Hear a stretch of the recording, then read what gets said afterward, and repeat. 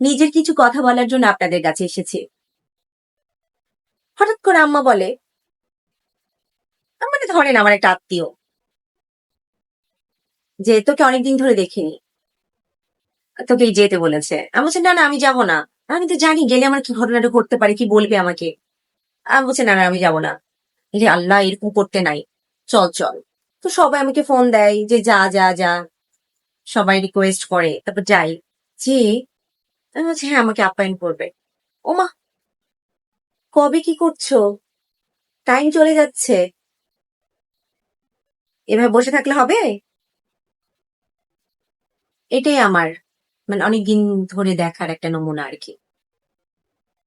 নিজেকে নিয়ে ভাবো, নিজের বাবা মাকে সময় দিও না, এরকম আমাকে উজু গুজু গুজু উজু বোঝায় আর কি। আমি তো সেই নাচর বান্দা, নিজের বোঝাকে বেশি প্রাধান্য দিই, পরের কি যায়। তা আমি বলি যে হ্যাঁ আসলেই তাই, করা ঠিক, করতে হবে। মনে মনে ভীষণ মেজাজ খারাপ হয় যে আম্মা বাড়িতে যাক, যে আমি কিটা না করি। কেন ডেকে নিয়ে গেল আমাকে, নিয়ে যে আচ্ছা মতো আমাকে চেঁচাচ্ছে, কষ্ট লাগে জানেন তো। সহজ ভাবে ভাবলেই সহজ, কঠিন ভাবে ভাবলেই কঠিন। পরের কথা বলার কি দরকার? তোরা তো ভালো আছিস বাবা, থাক না, পরে কিনে এত টানাটানি করিস না।